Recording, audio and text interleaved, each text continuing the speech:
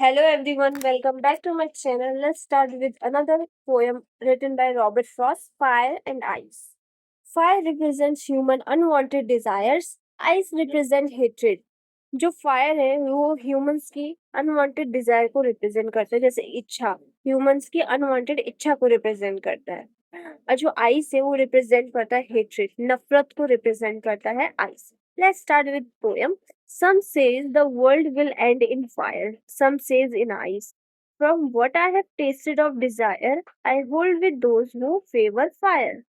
इसमें पोएट दो इंसानों की पॉइंट ऑफ व्यू रखता है, दो ह्यूमंस की पॉइंट ऑफ व्यू रखता है, जिसमें वो पहला बोलता है कि कुछ लोग होते हैं वो सोचते हैं कि वो बोलते हैं कि जो वर्ल्ड है वो एंड करेगा फायर की वजह से। Some says the world will end in fire, some says in ice. अब कोई लोग बोलते हैं, कुछ लोग बोलते हैं कि वर्ल्ड जो है एंड करेगा आइस की वजह से। अब पोयम अपना पॉइंट ऑफ व्यू बताते हैं। What I have tested of desire, poet poet बोलते हैं कि जो उनका एक्सपीरियंस रहा है डिजायर के साथ, I hold with those who have favour fire. मतलब वो आई होल्ड विद दोज, मतलब I agree with those who favour fire, मतलब जो फायर के साथ है वो अग्री करते हैं उनको। इसमें जो फायर है वो रिप्रेजेंट करता है emotions like love, ambition, greed, fury which leads to war, violence, societal collapse. इसका मतलब है कि जो फायर है वो रिप्रेजेंट क्या करता है, ह्यूमंस की इच्छा, अनवांटेड इच्छा जो कभी खत्म नहीं होगी। फॉर एग्जाम्पल जैसे लव, एम्बिशंस, ग्रीड, फ्यूरी, ये जो ह्यूमंस की डिजायर्स है। फॉर एग्जाम्पल ग्रीड, जो ह्यूमन है वो हमेशा सोचता है मैं बहुत ज्यादा अमीर हो जाऊं, बहुत ज्यादा अमीर हो जाऊं, तो वो क्या करता है, चोरी करता है। फिर वो जब पकड़ा जाता है तो फिर उनको मारपीट होता है, violence which leads to violence.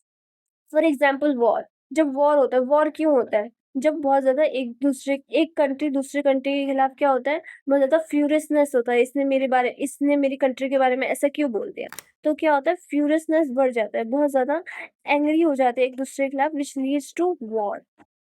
But if it had to perish twice, I think I know enough of hate to say that for destruction of is also great and would be suffice. इसका मतलब है कि but if it had to perish twice, अगर world को दोबारा मौका मिले destroy होने का, मुझे हेट के I think I know enough of hate, मैं हेट के बारे में इतना तो जानता हूँ to say that for destruction of ice is also great. मतलब आइस भी डिस्ट्रक्शन क्रिएट करने के लिए बहुत ही महान है, मतलब ग्रेट है, बहुत महान है। एंड वुड बी सफाइस, मतलब आइस भी बहुत ज्यादा सफिशिएंट है for creating destruction, to creating end of the world. Let's understand what is the meaning of ice. Ice represents cold emotions, hatred, indifference, which leads to isolation, societal destructions. जो eyes होता है वो represent करता है cold emotions को, जैसे hatred, एक दूसरे के खिलाफ नफरत, जो लीड करता है सोसाइटल डिस्ट्रक्शंस, आइसोलेशंस। इसका ये मतलब है, अगर कोई आदमी बहुत ज्यादा अमीर है और एक गरीब आदमी अमीर है, और दूसरा आदमी क्या चाहता है कि मैं भी थोड़ा अमीर हो जाऊं, और जो सामने वाला जो अमीर है वो गरीब हो जाए, जो लीड करता है डिस्ट्रक्शंस, एक दूसरे के खिलाफ जो नफरतें होती है वो डिस्ट्रक्शंस को लीड कर देती है। Thank you for watching and kindly like, subscribe and comment.